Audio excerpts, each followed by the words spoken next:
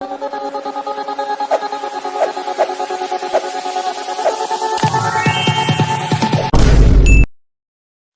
Hello viewers, நான் உங்க PK வந்தாச்சு. ஸோ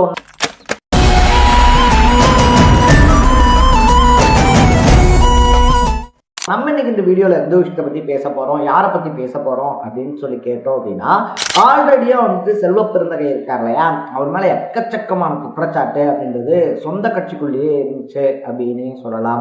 ஸோ காங்கிரஸை பொறுத்த வரைக்குமே வந்துட்டு பார்த்தோம் அப்படின்னா இன்னைக்கு நேற்று அப்படின்னு சொல்ல கிடையாது. எப்பயுமே இந்த கோஷ்டி மோதல் அப்படின்றது கொஞ்சம் அதிகமாகவே இருக்கும்.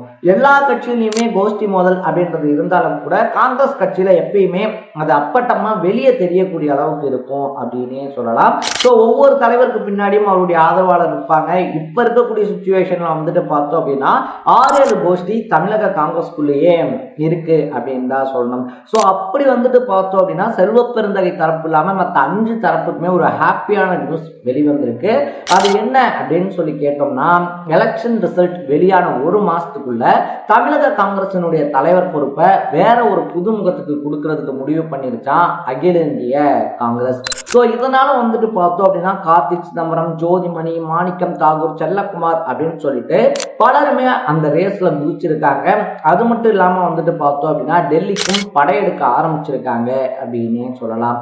இதுவரைக்கும் எக்கச்சக்கமான குற்றச்சாட்டுகள் செல்வ பெருந்தகை மேல வைக்கப்பட்டு டெல்லிக்கு வந்துட்டு புகார்கள் அனுப்பப்பட்டிருந்தாலும் மல்லிகார்ஜுன கார்கே இருக்கார் இல்லையா, அவருடைய தார்மீக ஆதரவு அப்படின்றது செல்வ பெருந்தகைக்கு இருந்ததுனால அவரை யாராலையும் ஒன்றும் பண்ண முடியல. தொடர்ந்து தலைவர் பதவியில நீடிச்சுக்கிட்டு இருந்தாரு அப்படின்னு தான் சொல்லணும். ஸோ இந்த எலெக்ஷன் டைம்ல தலைமை சொன்ன சீட்டை கேட்டு வாங்காம விட்டது, அதை தாண்டி வந்துட்டு பார்த்தோம் அப்படின்னா காங்கிரஸ்க்காக வேலை செய்ய சொன்னா திமுகக்கு ஆதரவாகவே எல்லா வேலைகளையும் செஞ்சது, வேட்பாளர் தேர்வுல குளறுபடி, ராகுல் காந்தி வந்து பேசினதை உல்டாவா மாத்தி சொன்னது அப்படின்னு சொல்லி எக்கச்சக்கமான சர்ச்சைகளை சிக்கி பதவியை இழக்கக்கூடிய சுச்சுவேஷனுக்கு வந்திருக்கு செல்வ பெருந்தகை.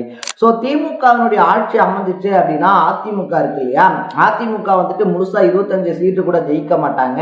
அதனால வந்துட்டு காங்கிரஸ் 28-29 சீட்டுக்கு மேல வந்துட்டு நாங்க ஜெயிப்போம், கொடுக்கறதே 28 சீட்டு தான் கொடுத்திருக்காங்க, நாங்க ஒரு 26-27 சீட்டுக்கு மேல ஜெயிச்சு கேப்டன் எப்படி எதிர்கட்சி தலைவரா உட்கார்ந்தாரும் அந்த மாதிரி தமிழக காங்கிரஸ் வந்துட்டு எதிர்கட்சியா உட்காரும் அப்படின்னும் தான் எதிர்கட்சி தலைவர் ஆயிரலாம் அப்படின்ற கனவுலையும் மிதந்துகிட்டு இருந்தாரு செல்வ பெருந்தகை. ஸோ அவருடைய ஆசையில மண்ணள்ளி போடுற மாதிரி தமிழக காங்கிரசினுடைய தலைவர் பதவியே இப்ப கைவிட்டு போற சுச்சுவேஷன் அப்படின்றது உருவாயிருக்கு அப்படின்னு தான் சொல்லணும். ஸோ என்ன ஆச்சு செல்வ பெருந்தகைக்கு, அதை தாண்டி அவர் மேல இருக்கக்கூடிய குற்றச்சாட்டுகள் என்ன, யார் தமிழக காங்கிரசினுடைய புதிய தலைவரா வர்றதுக்கான வாய்ப்புகள் நிறைய இருக்கு அப்படின்ற மாதிரி எல்லா விஷயங்களையும் தான் விலாவாரியா பேச போறோம். அதுக்கு முன்னாடி நம்ம சேனலுக்கு நீங்க புதுசா வந்திருந்தீங்க அப்படின்னா இதே மாதிரி அப்பப்ப அப்டேட்டா போயிட்டு இருக்க விஷயங்கள், அது கரண்ட் அஃபேர்ஸ், பாலிடிக்ஸ், ஸ்போர்ட்ஸ் எதுவா இருந்தாலும் அப்பப்ப அப்டேட்டா போயிட்டு இருக்க விஷயங்களை நீங்க தொடர்ந்து தெரிஞ்சுக்கணும் அப்படின்னு ஆசைப்பட்டீங்கன்னா மறக்காம சேனலை ஃபாலோ சப்ஸ்கிரைப் பண்ணிக்கங்க. ஃபர்ஸ்ட் ஆஃப் ஆல் வந்துட்டு பார்த்தோம் அப்படின்னா செல்வ பெருந்தகை இருக்கார் இல்லையா, 2019 to 2002 வந்துட்டு முன்னாள் காங்கிரஸ் தலைவரான அழகிரியினுடைய பதவிக்காலம் அப்படின்றதெல்லாம் முடிஞ்சிருச்சு. அந்த டைம்ல வந்துட்டு பார்த்தோம் அப்படின்னா அகில இந்த காங்கிரஸ்லயே வந்துட்டு ரொம்ப பெரிய பிரச்சனைகள்லாம் போய்கிட்டு இருந்ததுனால இங்க தலைவரை மாத்தாம இருந்தாங்க. அதுக்கப்புறமா புதிய தலைவரா அங்க வந்து மல்லிகார்ஜுன கார்கேனுடைய தார்மீக ஆதரவு இருந்ததுனால 24ல இங்க செல்வ பெருந்தகை தனிக்காட்டு ராஜாவா வலம் வர தொடங்கி இருந்தாரு அப்படின்னு தான் சொல்லணும். கட்சி நிர்வாகிகளுடைய கருத்தை கேட்கல, அவருடைய ஆதரவாளர்கள் சொல்றதை மட்டும்தான் கேட்கிறாரு அப்படின்ற மாதிரியான புகார்கள் டெல்லி தலைமைக்கு போனாலும் அது அங்க இருந்த தலைவர் மல்லிகார்ஜுன கார்கே பெருசா கண்டுக்காததுனால எந்த விதமான ஆக்ஷனும் செல்வ பெருந்தகை மேல பாயல.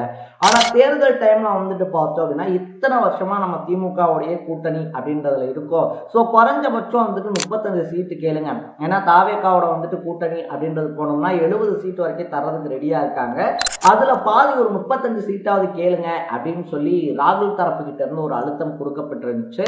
ஆனா அது செல்வ பெருந்தகை பெரிய அளவுல எடுத்துக்கல அப்படின்னு தான் சொல்லணும்.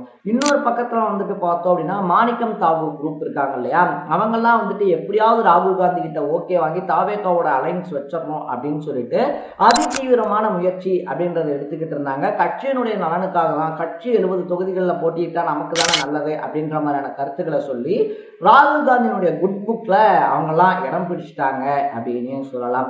ஆனா செல்வ பெருந்தகையை பொறுத்த வரைக்குமே திமுக கொடுக்கறத வாங்கிக்குவோம், அவங்க 25 கொடுத்தா என்ன நம்ம வாங்கிக்கலாம், அவங்க கூட இருக்கிறது தான் நமக்கு பலம், அவங்களாலதான் எல்லாமே, அவங்க தான் பவரு அப்படின்னு சொல்லிட்டு தான் கட்சியை விட்டுட்டு இன்னொரு கட்சியை பத்தி பார்த்தோம் அப்படின்னா தொடர்ந்து புகழ் பாடிக்கிட்டே இருந்தது காங்கிரஸ் தலைவர்களுக்கு அவர் மேல ஒரு கருப்புமை வைக்கிறதுக்கான முக்கியமான காரணமா மாறி இருந்துச்சு. இதை தாண்டி பார்த்தோம் அப்படின்னா சரி ஓகே ஏதாவது ஒண்ணு பண்ணி கூட்டணி பேச்சுவார்த்தையை முடிங்க அப்படின்னாலும் கடைசி வரைக்கும் அதை முடிக்க முடியாம திணறிக்கிட்டு இருந்தாரு நம்ம அண்ணன் செல்வ பெருந்தகை. கடைசியா பார்த்தோம் அப்படின்னா சிதம்பரம் இருக்காரு இல்லையா, அவர் தான் சீனுக்குள்ள டைரக்டா போய் ஸ்டாலின் வீட்டுல பேசி சோனியா தரப்புல பேசி இந்த கூட்டணி அமையறதுக்கு ரொம்ப முக்கியமான ஒரு காரணமா இருந்தது சிதம்பரம் தான் அப்படின்னு சொல்லலாம். அதனாலேயே பார்த்தோம் அப்படின்னா செல்வ பெருந்தகை மேல இருந்த ஒரு நல்ல மதிப்பு அப்படின்றது அடிபட்டிருக்கு.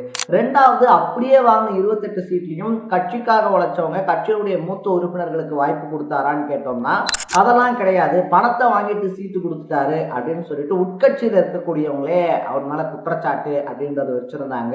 இது டெல்லி தரப்பை இன்னும் அதிர்ச்சிக்கு உள்ளாக்கி இருந்துச்சு அப்படின்னு சொல்லலாம். ராகுல் காந்தி வந்தப்ப அவர் ஒரு விஷயத்த சொல்ல அதை வேற மாதிரி டிரான்ஸ்லேட் பண்ணி சொல்ல அது சோசியல் மீடியால பார்த்தோம் அப்படின்னா ரொம்ப பெரிய அளவுக்கு கேலி கிண்டலுக்கு உள்ளானதுனால அதுவும் ராகுல் காந்தியை உச்சகட்ட கோபத்துக்கு ஆளாக்கி இருக்கான். இது எல்லாத்தையும் தாண்டி என் வீட்டுல ஐடி ரைடு வந்துட்டாங்க அப்படின்னு சொல்லிட்டு ஒரு ஸ்டேட்மெண்ட்டை கொடுக்க அப்படிலாம் எந்த ரைடுமே நடக்கலன்னு சொல்லிட்டு அமலாக்கத்துறை சார்பில் ஒரு அறிக்கை வெளியிடப்பட்டிருந்துச்சு. ஸோ இப்படி அடுத்தடுத்து பார்த்தோம் அப்படின்னா சர்ச்சைகள்ல தொடர்ந்து சிக்கிக்கிட்டே இருந்தவரை இதுதான் டைம் அப்படின்னு சொல்லிட்டு பார்த்தோம் அப்படின்னா எதிர்கோஷ்டியெல்லாம் மறுபடியும் கம்ப்ளைண்ட் ரைஸ் பண்ணி மாத்துறதுக்கான முடிவை அகில இந்திய காங்கிரஸையே எடுக்க வச்சுட்டாங்களாம். ஒரு பக்கத்துல தங்கபாலு, திருநாவுக்கரசு, அழகிரி அப்படின்னு சொல்லிட்டு பழைய தலைகளே மறுபடியும் நமக்கு ஒரு வாய்ப்பு கிடைக்குமா அப்படின்னு சொல்லி எதிர்பார்க்கும் போது டெல்லி தலைமை ஸ்ட்ரிக்டா புதுமுகத்துக்கு தான் வாய்ப்பு அப்படின்னு சொல்லி சொன்னதுனால மாணிக்கம் தாகூர், ஜோதிமணி, செல்லக்குமார்லாம் உச்சகட்ட ஹாப்பினஸ்ல இருக்காங்களாம். இந்த ரேஸ்ல எப்படியாவது ஜெயிச்சே ஆகணும் அப்படின்னு சொல்லிட்டு ஆளாளுக்கு டெல்லி தலைமையை ஒரு பக்கம் காக்கா பிடிக்கவும் ஆரம்பிச்சிருக்காங்களாம், முகாம் போடவும் முன்னுரிமை கேட்டு விண்ணப்பிச்சிருக்காங்களாம். ஸோ இதை பத்தி நீங்க என்ன நினைக்கிறீங்க? தமிழக காங்கிரஸ்க்கு அடுத்த தலைவரா யார் வந்தா நல்லா இருக்கும் அப்படின்றத கமெண்ட் பண்ணிட்டு மறக்காம சேனலை ஃபாலோ பண்ணி சப்ஸ்கிரைப் பண்ணிக்கோங்க. நாளைக்கு இதே மாதிரி ஒரு இன்ட்ரெஸ்டிங்கான வீடியோவோட சந்திக்கலாம். Bye by.